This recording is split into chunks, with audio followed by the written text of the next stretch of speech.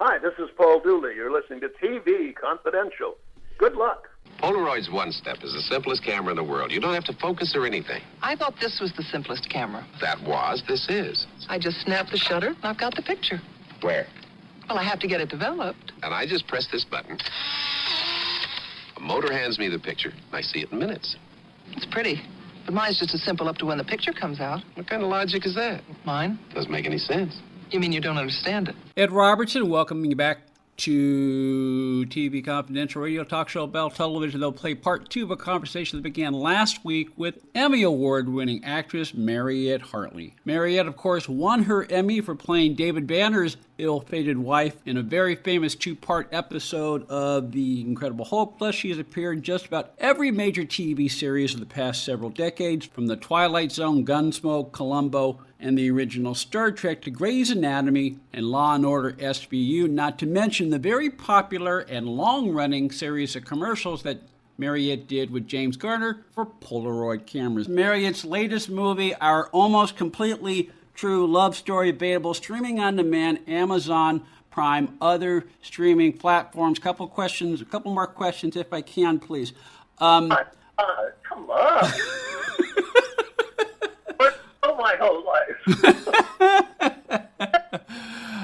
You worked on pretty much every show produced by Quinn Martin throughout the 70s. And what I know, Gary Lockwood told me the great thing about working on a Quinn Martin show is that if you got on the radar of their casting people, that meant you had at least 4 or 5 acting jobs per year.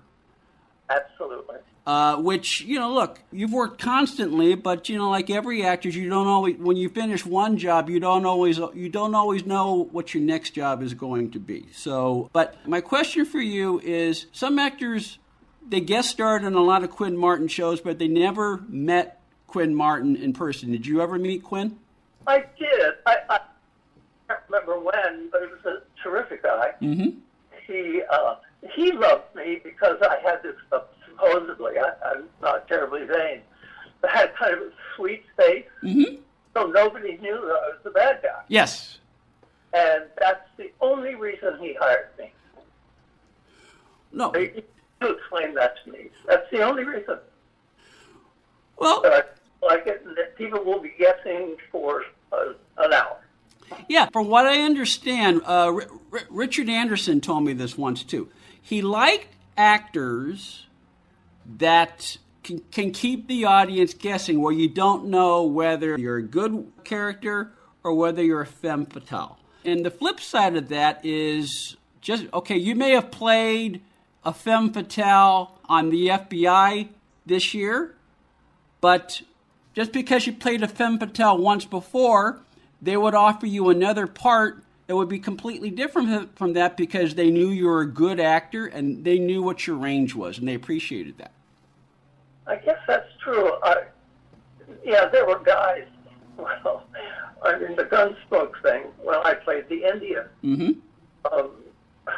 With these long braids, and I had a baby. Arched me into that town, whatever the heck that town was, and everybody hated me because I was an Indian. The problem was that I had a baby, right? Mm-hmm. Who supposedly looked like an Indian. He actually didn't, because they painted him. So they had to have 2 Indians that they swapped each other for, right? Mm-hmm. The funny part of it was that a while later, who was that wonderful producer? I can't remember. Damn it. And he got a letter. This was the head of the company. He got a letter that said, Mr. Yeah, I wish I could remember. Would that be John Mantley? No, but I loved him. No, it was somebody like that. Okay. And Mr. Mantley, I'll say this. And we love Gunsmoke. We love Gunsmoke. We adore it. We have our our children, everybody watches it, and I have taught people manners and these kind. But didn't you recognize the Indian as being Hoss's girlfriend?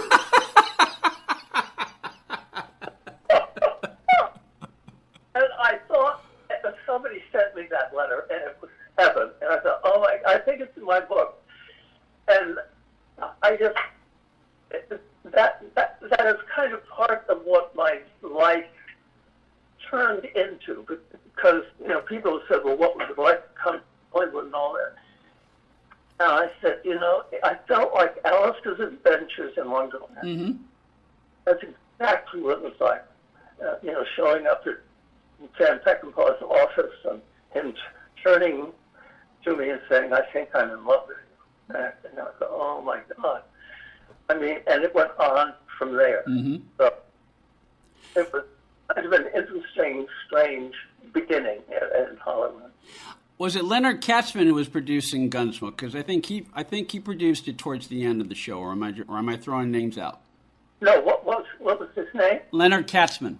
No, I think of somebody that I knew even more. Okay, all right. I'm not cheating. I'm just going off of memory. I can easily look up a lot of this stuff, but I'm going off memory because I want to make the most of my time with you. Stay with us, folks. We'll be right back.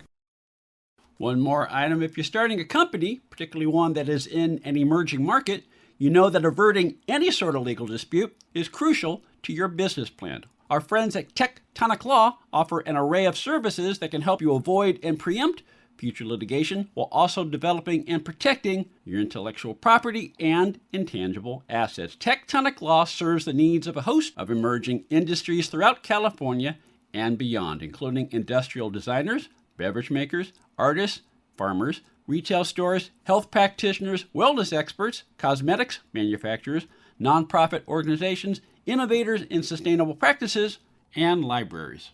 Go to tectoniclaw.com to learn more about how Tectonic Law can help your business thrive.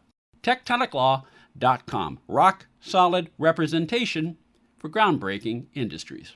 This portion of TV Confidential is brought to us by our friends at Front Porch Realty, the community of realtors in the Northern Bay area of California that is committed to finding the solution that is best for their clients. Whether you're a first-time home buyer or looking to sell or lease your property in Northern California, call Karen Strain at 415-886-7411 or visit frontporchrealtygroup.com for more information on how they can help you. Ed Robertson, thanking you for listening to the TV Confidential podcast. If you like what you hear, please hit the subscribe button so that you won't miss our next episode. Hi, this is Jacqueline Smith.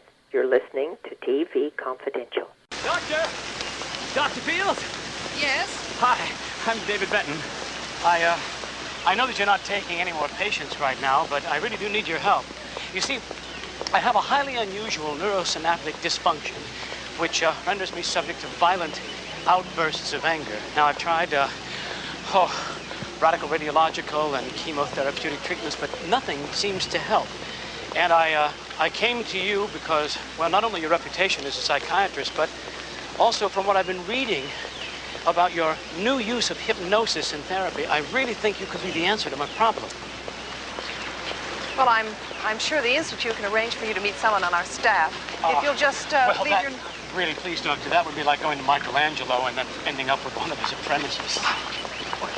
Some of our apprentices are really quite good. But they're not you. And I really do need the best. One more story. Now, I recently finished watching the entire Twilight Zones from 1 to 164. I had never done that before. Oh, my God. And you did one of the last ones. It was a love story with Robert Lansing. But the cool thing I learned is some years before that, before you became an actress, Rod Serling appeared at your school, did he not? Okay.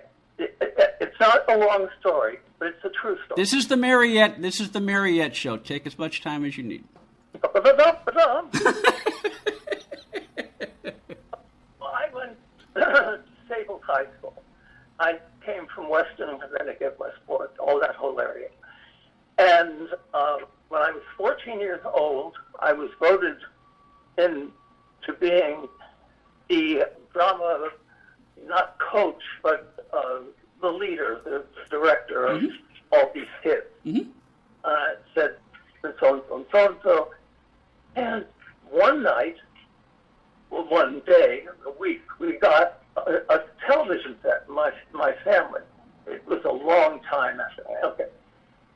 So I'm watching television on a night, and it was Requiem for a Heavyweight, right? And I saw it as a 4-year-old and said, oh my God, I've never seen a movie like this in my life before. Who wrote it? And I found out that it was Rod Serling. But what is this Danny? I know that I've never met him, but okay, I'm going to call him. So I pick up the book, telephone book. Thank you. That, of course, was Jerry Soroka. Jerry Soroka, Mariette's husband, Mariette's co-writer, co-producer, and co-star in Our Almost Completely True Love Story, available Amazon Prime as well as on DVD. And he was in the White Pages? Yeah. Wow. And I said, okay, I'm going to call him. You're going to call him? Yeah, I'm going to call him. I called him, and this is what answered. Hello? I said, hello, my name is Mariette Hartley. You don't know me because he said, all right. I said, I just saw one of the most wonderful movies I've seen in my life, and I think you wrote it. Is this Rod Serling? He said, yeah. Oh, God. Oh, my God. And we had a wonderful conversation. I asked him if he would come to my class, my group, and speak to us about drama. He said, I'd love to. Well, this wonderful guy came a couple of weeks later, and everybody said, okay, about 10 years later, I was in Hollywood, and I had just finished Ride the High Country. It was at nighttime, and I walked past Ken Hollywood, who was the head guy, and in. And as I was walking, I saw this huge limousine coming behind me, very slow. And it stopped. And I stopped with it because the guy was rolling down the window. And he said, wait, hello. And I said, hello. Oh my God. Mr. Serling won't remember me, but I'm Mariette Hartley. And he said, We waited about 15 minutes talking. 3 weeks later, or 3 months or whatever it was, I was doing Twilight Zone.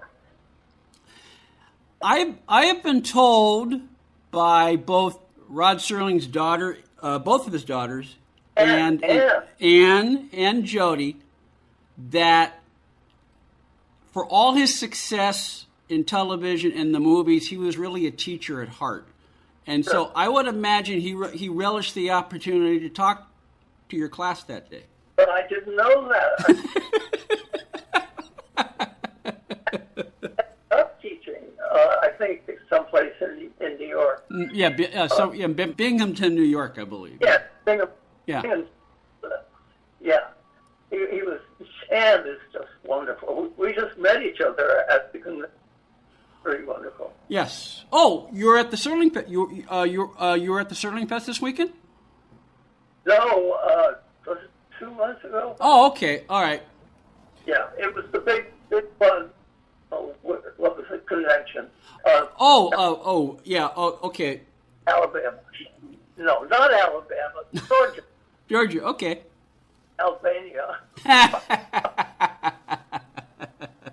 Well, I understand Twilight Zone's big Twilight Zone, like Star Trek, is big everywhere. So I'm sure it's big in Albania too. So Albania, yeah, Armenia. Armenia, yes. I cannot tell you how much I've enjoyed talking to you, Mariette, and I hope the universe will give us an opportunity to talk to each other again. Yeah, just call me. All right, I may just do that later on in the year because we've only scratched the surface. What I like about talking to my guests is I like learning things about them that I didn't know that go beyond their work on screen or in the movies. And we've only scratched the surface on who you are. And you haven't even started me talking about how I became a hooker.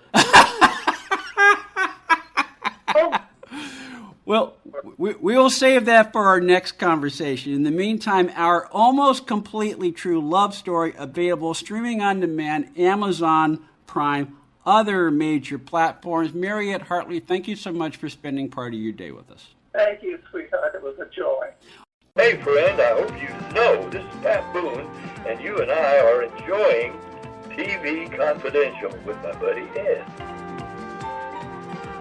Ed Roberts with a reminder that the next edition of TV Confidential will premiere next week on this station at the usual time. We'll play part 2 of our conversation with Rhonda Shear, plus we'll welcome Paul Myers, host of the Record Store podcast and author of John Candy, A Life in Comedy. In the meantime, a reminder that Madden and Summerall, How They Revolutionized NFL Broadcasting by Rich Podolsky, is available now wherever books are sold through Lions Press as well as Amazon.com, while our almost completely true love story, starring Mariette Hartley, Jerry Soroka, Bernie Capel, Tess Harper, Morgan Fairchild, and many other film and TV favorites, is available now on DVD, wherever DVDs are sold. You can also enjoy our almost completely true love story streaming on demand, Amazon Prime, and other major platforms. While last but not least, Rhonda Shear Up All Night premieres Saturday, October 25th